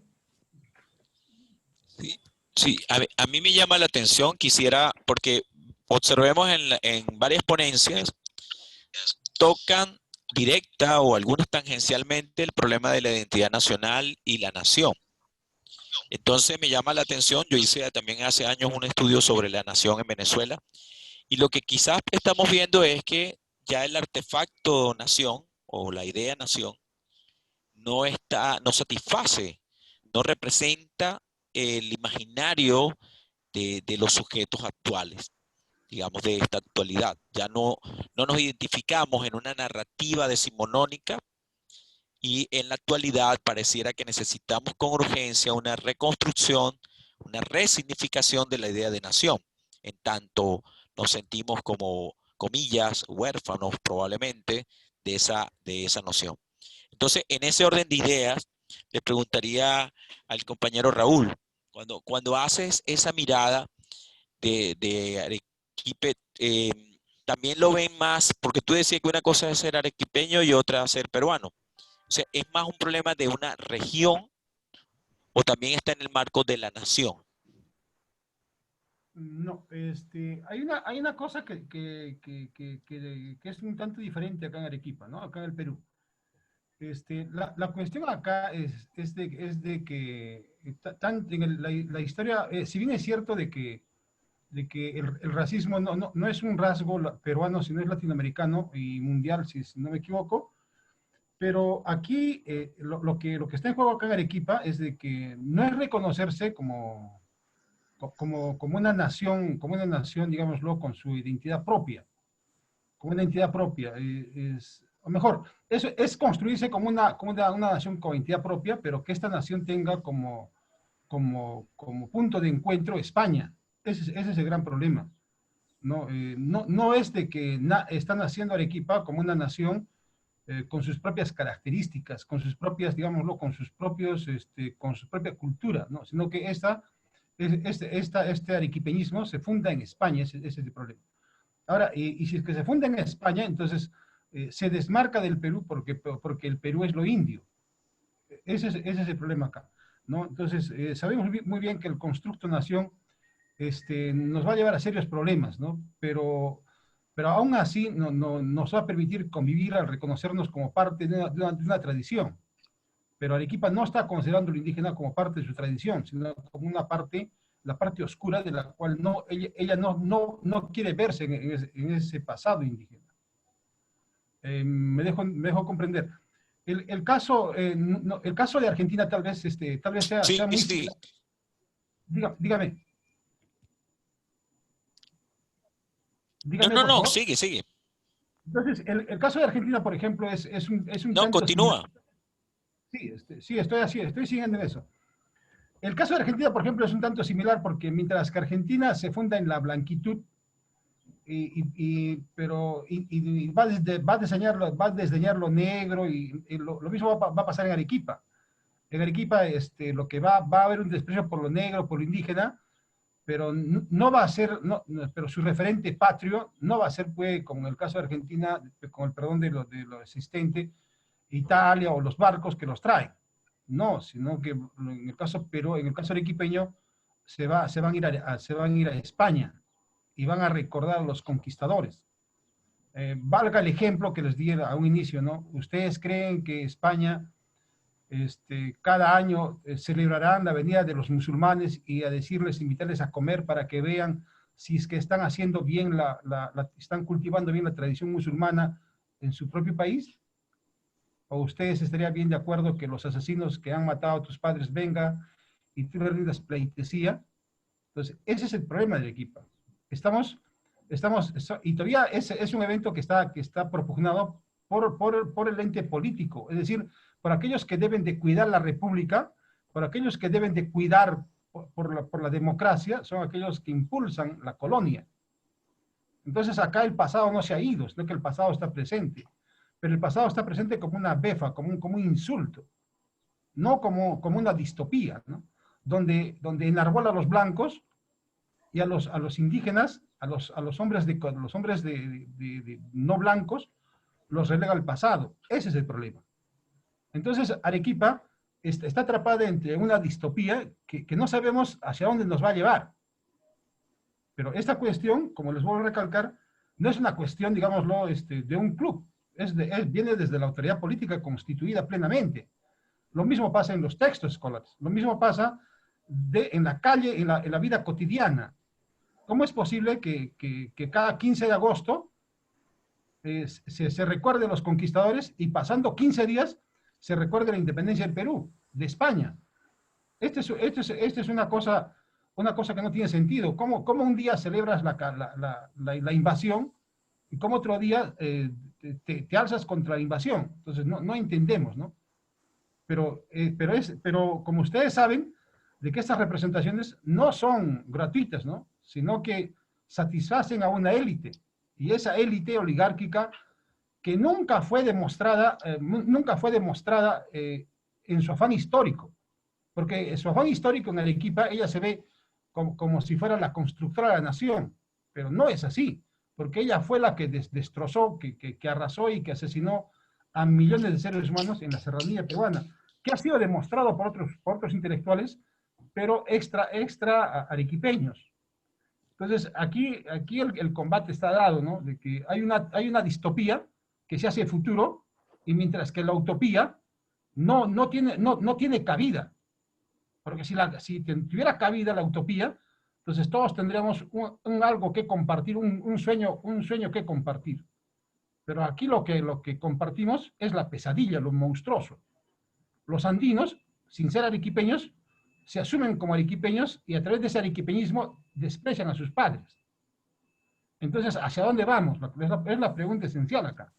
Por eso yo he tomado el término de distopía, porque lo que reina en Arequipa es la distopía, ¿no? Un amor por lo colonial, un amor por los criminales, ¿no? Que desde mi óptica, que yo soy hijo, entonces yo no puedo estar alabando a alguien que ha asesinado a mis padres.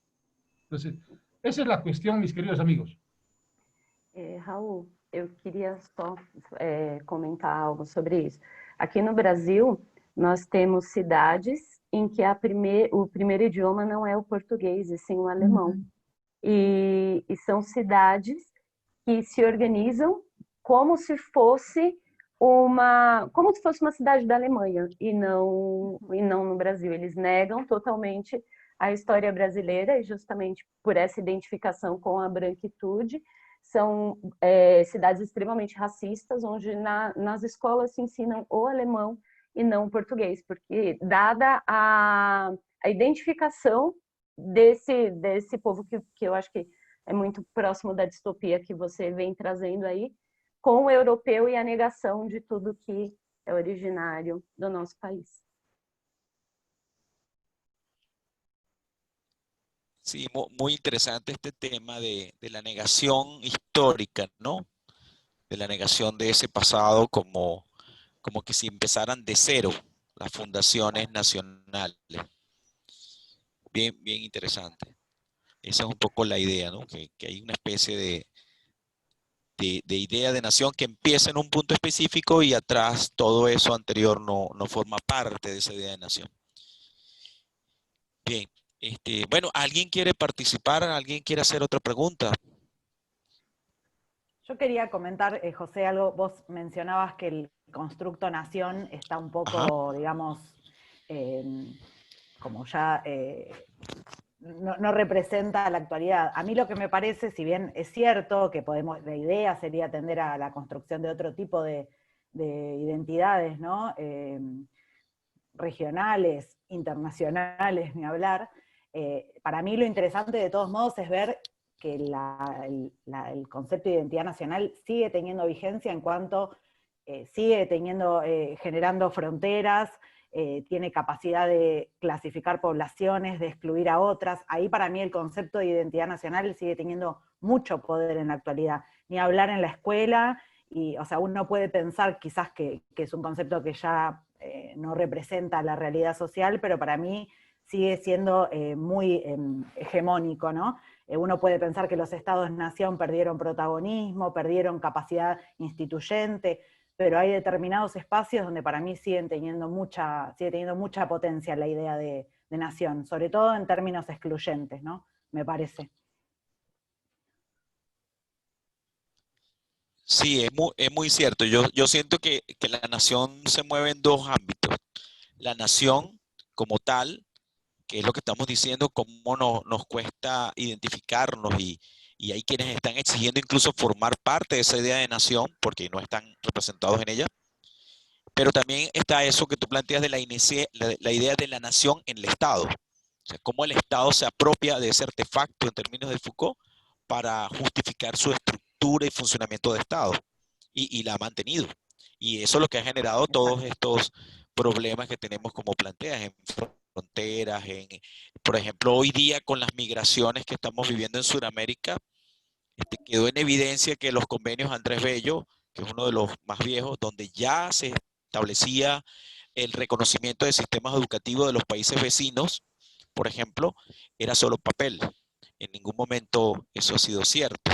Y todos los proyectos estilo Mercosur, ALBA, etcétera, no pasan de ser solamente papel, porque en la práctica los estados-nación siguen imponiendo prácticas que les son propias del siglo XIX, ¿no? De esos límites rigurosos en lo jurídico, en lo territorial, en lo político, etcétera.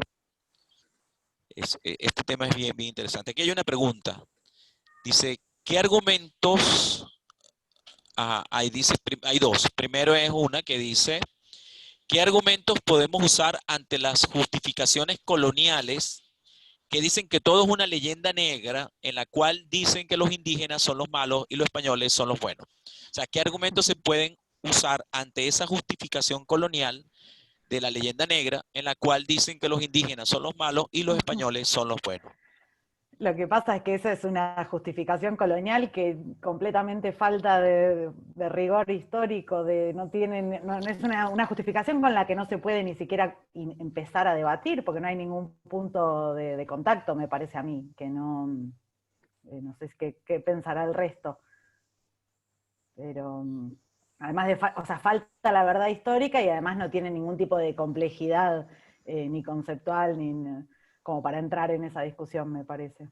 Yo creo que el desafío fundamental es poder derribar esas dicotomías entre lo bueno y lo malo y las visiones maniqueas de la historia, donde quiénes son los buenos, quiénes son los malos, sino poder comprender la complejidad, como decía Paula, de los hechos históricos y de la perspectiva del presente en el que estamos. Uno de los reclamos más fuertes que hacen los docentes es contextualicemos. Tenemos que poder entender la historia en el contexto en el que se produjo, no juzgar la historia, poder comprender los procesos a partir de los cuales se han generado las condiciones concretas, históricas de existencia nuestra, y poder salir de esas perspectivas maniqueas y románticas que ponen a unos como los malos y otros como los buenos. Así como tenemos la leyenda negra, tenemos la leyenda rosa, la leyenda dorada, la leyenda de todos los colores, que tenemos que salir justamente de ese concepto de leyenda. Eso es lo que hay que romper, me parece. Eu acho que nesse sentido, trabalhos como o da Maria Fernanda são muito importantes, porque retomam a nossa origem e trazem para a gente uma história que não é a do colonizador, mas é a resistência de um povo que mesmo ali minoritário resiste e reafirma a sua cultura. Então, acho que um caminho possível de resistência é o registro, o estudo e a divulgação dessas culturas que ainda resistem, mesmo depois de serem massacradas pelas culturas europeias, estadunidenses, etc. También tener en cuenta que los relatos que son hegemónicos, que son los que circulan con mayor fuerza, bueno, fueron los relatos que en un momento lograron imponerse como tal, digo, pensando en esto que decía María Laura de los buenos, los malos, de la verdad, la falsedad, no existe en términos históricos eso.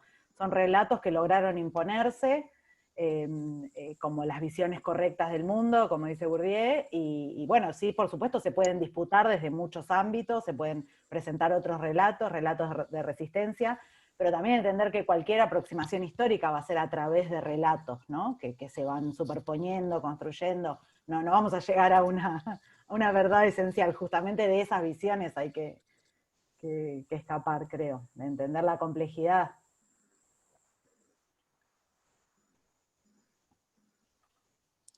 Perfecto. Aquí hay dos preguntas más. Una pregunta dice, yo quisiera preguntar por la posibilidad de investigar la identidad ontológica humana, usando alguna de estas teorías. Dice, la persona pues no puede usar el micrófono. Yo quisiera preguntar por la posibilidad de investigar la identidad ontológica humana, usando alguna de estas teorías.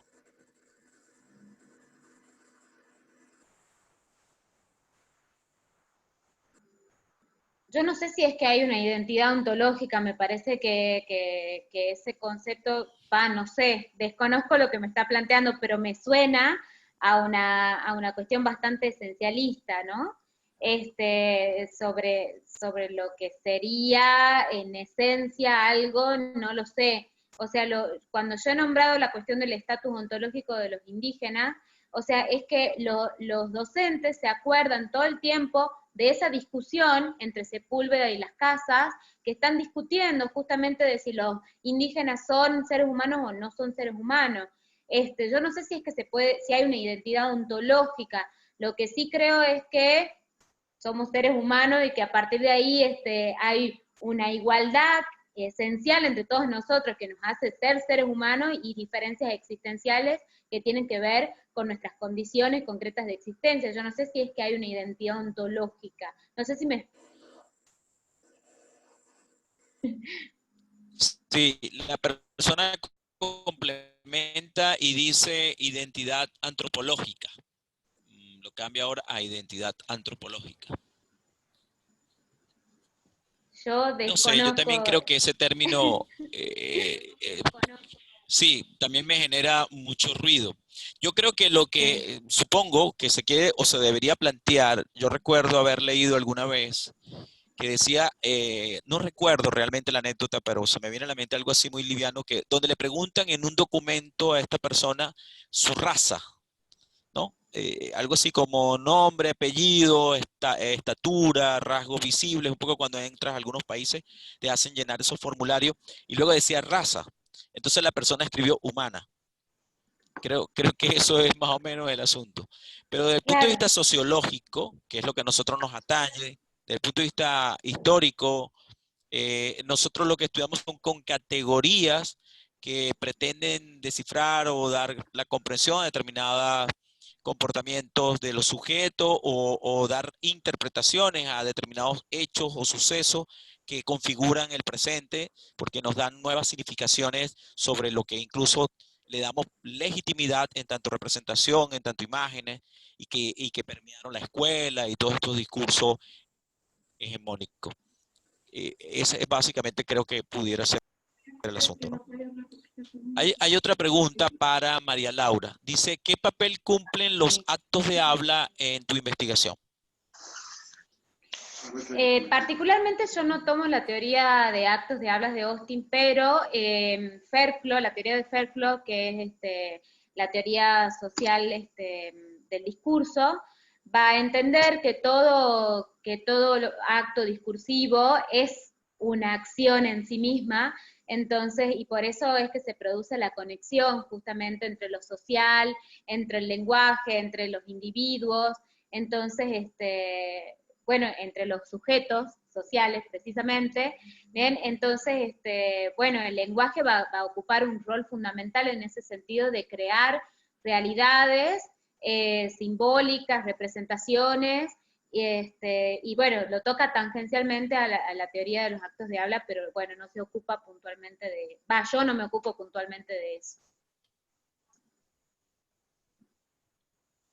Correcto.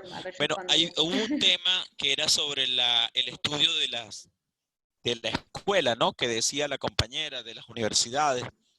Yo quería preguntarle, me llama la atención ese fenómeno en Brasil donde la escuela privada es la que está masificada, es la que pareciera reflejar, según lo que plantean, como menos calidad, y la escuela pública es la que pareciera ser, según la imagen que ella muestra, como la que realmente cumple con, bueno, diríamos las funciones que le corresponden. En ese caso es muy particular porque en América Latina, al menos en los casos que yo conozco, es lo contrario, ¿no? Lamentablemente vemos que hay más problemas en lo público. Pero podrías ahondarnos un poco en ese detalle de esa visión que nos mostraste de una escuela privada masificada y una escuela pública mucho más ordenada, o es precisamente la representación que nos están vendiendo los medios? O sea, es qué tan cerca o qué tan alejada está de una realidad contextual histórica brasileña esa mirada, esa fotografía, pues. Sim. Então, aqui no Brasil, já há mais ou menos 20 anos, a gente vive sob um discurso de que tudo que é privado é muito bom, é eficiente, dá certo, e tudo que é do Estado é ruim, é ineficaz, não dá certo, ninguém consegue acessar. Diante desse discurso, muitos governos começaram a incentivar a abertura de universidades. E isso começou principalmente na gestão do ex-presidente Lula como uma estratégia para fazer com que todos tivessem acesso ao ensino superior. Essa era uma das metas. E realmente a intenção era muito boa. A intenção era que toda a população brasileira pudesse terminar a educação básica e prosseguir para o ensino superior. O que acontece? Nós não tínhamos universidades públicas naquela época que abarcassem toda essa população. Além do que, os vestibulares aqui no Brasil, eles são bastante... Eles reduzem muito as pessoas que vão entrar. Então, geralmente, as pessoas que vêm das escolas particulares, elas vão para as universidades públicas, porque são as melhores universidades do país, enquanto as pessoas que saem da escola pública de massas e que não conseguem passar por essa prova tão severa, que é o vestibular das universidades públicas, acabam que, por falta de uma outra condição, indo para essas faculdades. O que são essas faculdades? Essas faculdades às quais eu me refiro são prédios erguidos da noite para o dia, onde eles acumulam milhares de estudantes e com professores que muitas vezes não estão preparados para isso, e dão à pessoa proveniente da classe popular o diploma de nível superior concluído. Porém, isso não ajuda na mobilidade social, o que a gente poderia pensar, mas aí com esse diploma ele tem mais acesso. Não, esse diploma não tem mostrado isso. Esse diploma tem mostrado que as pessoas que se formam nas universidades públicas continuam sendo a elite do país e continuam acessando os cargos de maior valia financeiramente, enquanto as pessoas que se formam nessas instituições que são sucateadas, e muitas vezes esse sucateamento é financiado pelo governo. Nós temos, por exemplo, a maior universidade privada do país, que se orgulha, inclusive, de dizer que você não precisa ler um livro para entrar lá, porque o sistema é apostilado. É bancada majoritariamente com dinheiro do governo federal. O governo federal investe nessas universidades de cunho duvidoso para que as pessoas pobres tenham a falsa sensação de que elas estão tendo acesso ao terceiro grau. E aí a gente assiste, nesse momento, o sucateamento do ensino superior brasileiro. Teve um número muito grande de universidades abertas nos últimos 20 anos, mas são universidades muito ruins. Ao mesmo passo que o Estado para de investir dinheiro nas universidades públicas, e aí com o discurso de que é melhor investir na privada, que a universidade pública não vai dar acesso para todo mundo, vai destruindo tudo que a gente tem de conhecimento científico no país. E me parece que isso não é acidental, que é um plano mesmo do governo, que as pessoas não tenham acesso à educação. Quando eu coloco que em 2016 nós tivemos uma emenda constitucional que alterou a nossa Constituição Federal e disse que o governo federal vai ficar 20 anos sem investir em educação, isso não é por acaso. Tem todo um plano por trás disso. Por que o governo vai ficar 20 anos sem investir em saúde e educação? Porque são duas áreas que no Brasil, nesse momento, se o governo incentiva que seja privatizado. E aí tem esse discurso que ronda o Brasil, de que tudo que é privatizado é bom e que tudo que é público é ruim. Quando, na verdade, é o contrário. Os melhores hospitais que nós temos no Brasil, nesse momento, são os hospitais públicos. Quando você tem uma doença grave aqui no Brasil, você vai para um hospital público. E por que isso? Porque é no hospital público que está a universidade, é lá que está a pesquisa científica. E isso está sendo... esse discurso tem sido manipulado. Então, a gente chegou num nível, aqui no nosso país, de... Por exemplo, agora no período da pandemia, uma das grandes universidades daqui privadas mandou mais de 3 mil professores embora, por WhatsApp, por uma mensagem de WhatsApp. Mandou os professores universitários embora, e aí eles pegam um professor, dá aula para 400 estudantes online. Então, como é que a gente fala em produção do conhecimento numa situação dessa? Né? Como é que você produz conhecimento? No máximo, você vai dar uma palestra e não vai saber se o sujeito entendeu, se ele apreendeu aquilo que você estava falando. Então, e é isso que está se tornando o ensino superior no Brasil. É uma luta constante para que seja investido dinheiro nas universidades públicas, mas o que a gente presencia nesse momento é o sucateamento do ensino superior.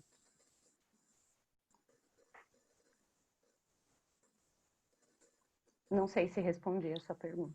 Muy bien, muy interesante. Sí, sí, muy interesante. Es que me llamaba la atención ese tema de las universidades. Bueno, ¿hay alguna otra pregunta que alguien quisiera realizar?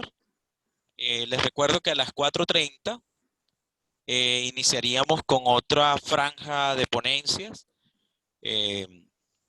No sé si tienen alguna otra pregunta. El formulario está en línea, lo coloqué en el chat. Por favor, diligencien el formulario. Había una completen el pregunta formulario para en línea María para que- Fernanda, me pareció. Ajá. Que decía dónde Ya va, Yaltongo, que dónde no- se no encuentra lo y saber veo. si es lo más representativo de... Es más para arriba estaba, la vi en el Ajá, chat gracias, mientras sí. charlábamos. Sí, que si Xaltongo, dónde se encuentra y saber si es lo más representativo de México. Gracias. Es que tengo varios aquí, no veo. Bueno, María Fernanda. primero es Chantolo, es una palabra de origen latín que se fue modificando por la comunidad en la que se encuentra, que es de habla náhuatl, pasó de Santorum a llamarse Chantolo. Y bueno, Chantolo no es un lugar, es una festividad que se realiza en la Huasteca. La Huasteca es una región cultural conformada por muchas, pues sí, por muchas culturas diferentes, originarias, que se ubica al oriente de la República Mexicana y pues está conformada por distintos estados, partes de distintos estados como Tamaulipas, Veracruz, Puebla, Hidalgo, etcétera, ¿no? Son muchos y a veces dicen que cierto estado forma parte de la Huasteca y cierto no, porque tienen características similares. Pero bueno, ese es otro asunto. Bueno, el Chantolo se realiza de maneras diferentes, como ya había mencionado, en cada uno de estos estados y en cada una de las comunidades de los estados. Entonces, es una gran variedad de manifestaciones dentro del Chantolo. Y bueno, pues decir que este Chantolo es la festividad de muertos, de Día de Muertos. Si es lo más representativo de México. Bueno, pues justamente ahora que tocábamos el tema de la identidad nacional, creo que es muy complicado decir que algo es representativo de México. Desde la perspectiva del nacionalismo, pues obviamente en Latinoamérica y en el mundo se conocen todos estos bailes de Jalisco y Nayarit y Veracruz, todos estos bailes de colores y sonrisas y gritos, ¿no? La comida, el Día de Muertos. Pero realmente cuando vienes y te enfrentas a todas estas expresiones culturales, pues hablar de una nación es complicado, ¿no? Hablar de una identidad nacional es muy complicado porque precisamente ya lo mencionaban. Si tú llegas a estas comunidades y les preguntas, ¿tú eres mexicano? Hay ahí de repente una confusión, ¿no? O sea, ¿qué soy? Yo soy náhuatl.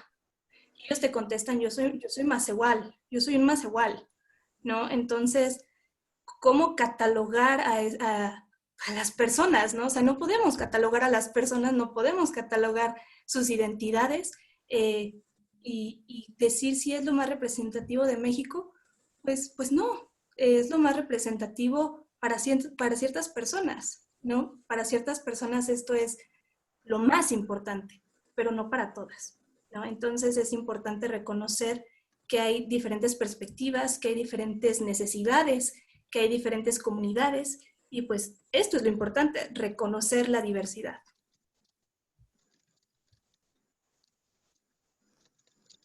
Perfecto.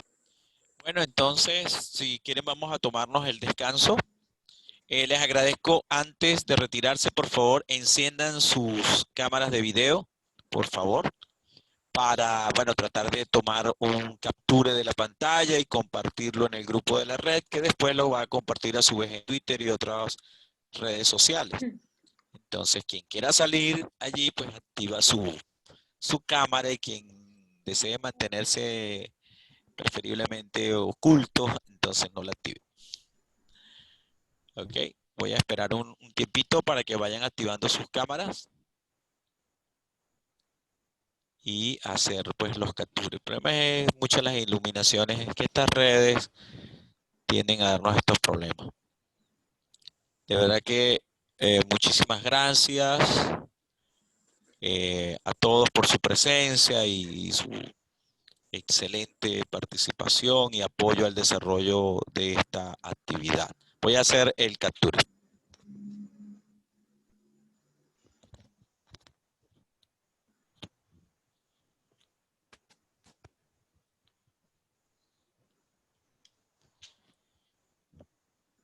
Ok, voy a volver a hacer que apareció otra persona.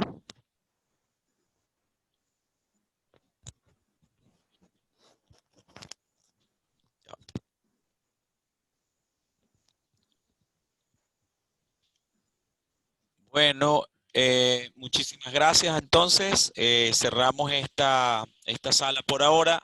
Justo un poquito antes de las 4:30 yo inicio nuevamente para, bueno, verificar audios, etcétera, como lo hemos hecho hasta este momento. Y, bueno, los invito a participar en esas nueva franja de ponencias. Feliz tarde. Gracias. Gracias por todo. Gracias, hasta luego. Gracias. Gracias a todos ustedes los ponentes. Recuerden Igualmente. diligenciar la planilla, el formulario. De verdad que muchísimas gracias a todos. Hasta luego.